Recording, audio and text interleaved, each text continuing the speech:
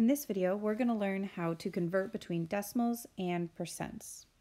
So for our vocabulary, I want us to write down that percent means for each 100, because we know that per stands for like for one or for each.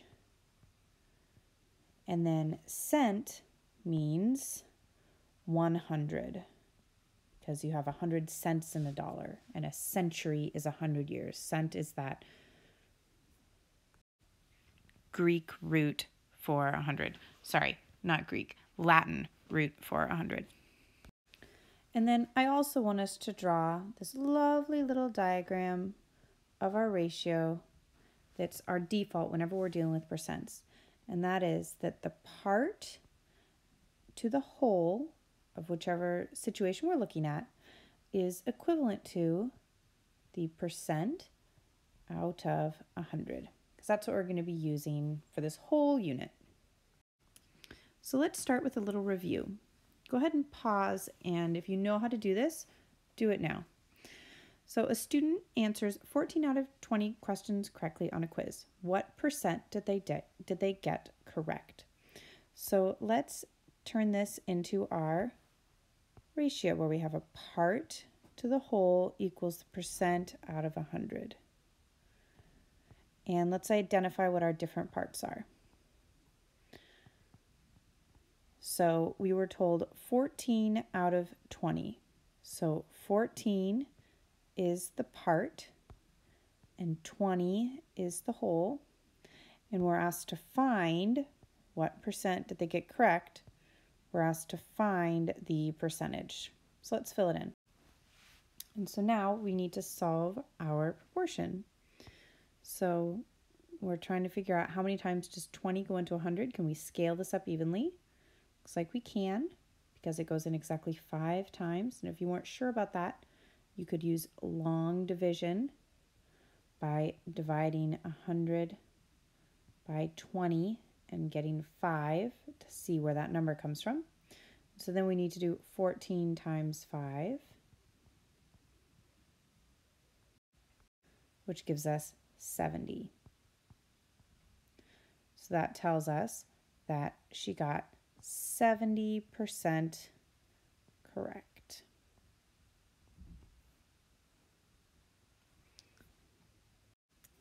Later this week, we're going to learn another method for solving this sort of problem, where you're given the part and the whole and you're asked to find the percent. But often this is the quickest way. Sometimes there's another way that we're going to learn about too, but this is always going to work. Okay, so we need to learn how to turn a decimal into a percent. So we remember that 15% is equivalent to 15 out of 100, right? That's like the definition of a percent. So we're going to use that fact to be able to make these conversions. So let's start by saying that we have the decimal 0.32.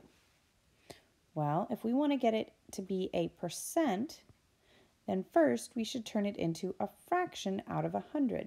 So this 0.32, we know that's 32 hundredths. So let's write it that way. 32 hundredths. Well, now it looks like a percent, right? So we could just rewrite that as 32%. That was convenient. Let's see if it's always that easy. You're looking for patterns here. Let's try 0.07. Well, that's also 7 100ths. And so that would become 7%. Okay, but what if it's not in hundredths? What if we have something that's in tenths? What about 9/10? That's not a percent, but we could make it one. We could make it out of 100. And 9/10 is equivalent to 90 hundredths. So that would be 90%. All right, let's try something that's bigger than hundredths, or smaller than hundredths, I guess. Let's say 0.4 482. 482 thousandths. 482 thousandths. How are we going to make that into a percent? Well, this one isn't quite as pretty, but I guess if we want to divide by 10, that would be like 48.2. If we make it one digit smaller on both parts, so that would be 48.2%. Okay, now we want to look back at these examples we've just done, and we want to see if there's a way that we can jump from the decimal straight to the percent, some sort of a pattern that we can notice here that would allow us to go straight there. Pause and see if you can figure it out. So hopefully you notice that the number values are always the same. It's just that they seem to have changed like where the decimal place is. So in the first one, the decimal spot moved over twice. And then we didn't include it in the answer, but it could still be there, right? A decimal at the end doesn't change anything. And on the second one, it also did that. That decimal spot moved over twice to give us just 7 point nothing. And here, here, it actually did the same thing. It moved over twice. And then, so now we have a new decimal here, which means we have an empty space that we could put that 0 into. And down on this last one, maybe this one might even be the easiest to see how the decimal moved over 2 times. So what we need to do is to change a decimal into a percent, we multiply by 100, which makes sense because we're dealing with percents. They're out of 100. We multiply by 100, which means we move the decimal to the right twice. Okay, I want you to pause now, and I want you to try and convert each of these decimals into a percent. Do it now.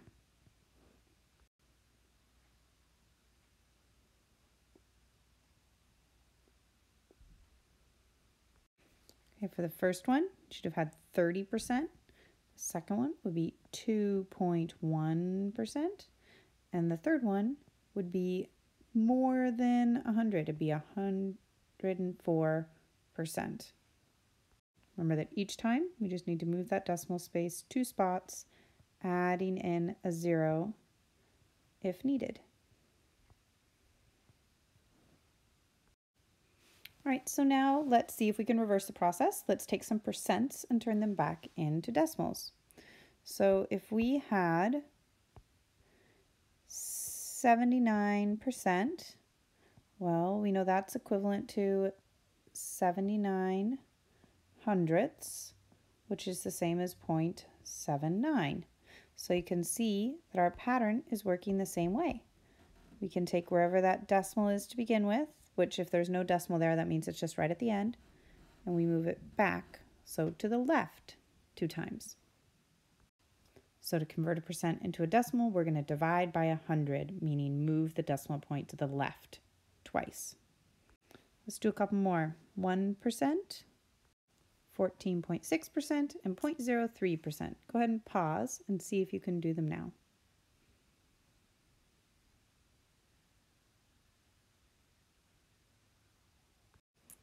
Is this what you got? So remember that if there's no decimal, that means it just starts off immediately to the right of the first number, or of the last number. So we move it over twice. Here we move it over twice. And then in this one, we're going to have to add 2 zeros in there because we already have one, and we have to go to the left twice. Okay, we finally made it. You've got your practice problem. What is 0.035 as a percent? Be careful. Go back and re-watch if there's anything that confused you or if you're not sure how to answer this question. We will talk about it in class tomorrow.